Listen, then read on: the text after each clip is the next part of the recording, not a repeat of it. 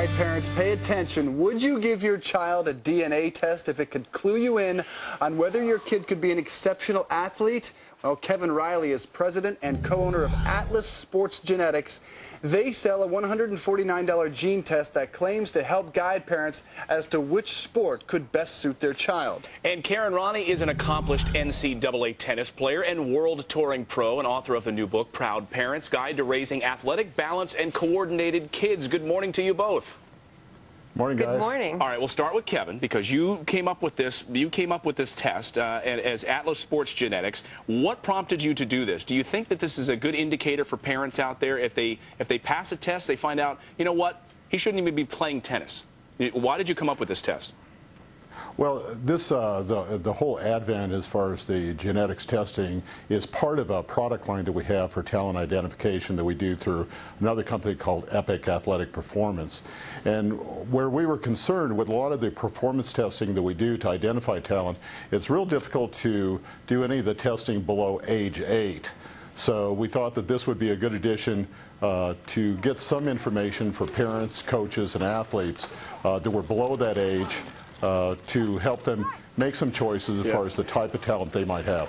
Karen, now, personally, I think at least 50% of success of kids in sports is their desire. Do you see some potential problems with this DNA test at a young age? Boy, I sure do. The bottom line is you can't tell talent and how far kids will take it based on what you see that young. There's so many intangibles that need to be in place.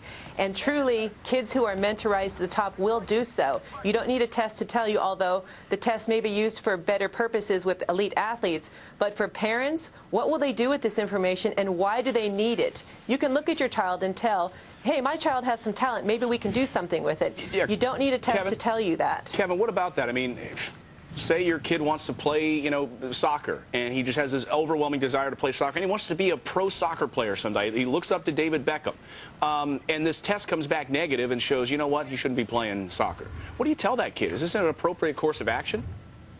Well, one of the most misleading things that people have about our test is it's actually more appropriate to be done in combination with our other talent identification tests, usually from starting with age 8 and above. If they're going to use it at a younger age, it's more to give parents some direction in terms of the type of sports categories that they may have some predisposition from, which the research has indicated is positive. Karen, what are you worried about in terms of some overly aggressive parents getting a hold of these results? What might concern you? Boy, that's a big one. And in my book, I talk about how parents will put undue pressure on children, will earmark them for great success, and if kids don't achieve that success, then there's issues of self-esteem. And let's take the positive scenario here. What if a child actually is earmarked as a potential Olympian and goes the distance? What's the path that these athletes will take? There's so many pitfalls, and it takes an amazing amount of talent, of luck, of support to create a well-balanced super athlete. Right. And parents, unfortunately, will be out of control. And that's what you see in little leagues, you see in hockey games. And even if you have good intentions and your child tests positive, wow.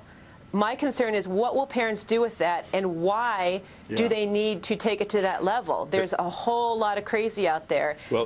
How do we manage that? That's the big question. Sure. Well, the debate continues. Kevin Riley and Karen Ronney, we appreciate you both joining us this morning. Thanks so much. Thank you for having me. It's a pleasure. Good debate. And we are going to do our own DNA testing here on the show to see if we're cut out for doing television. We'll see how that goes. Yeah, and you can't miss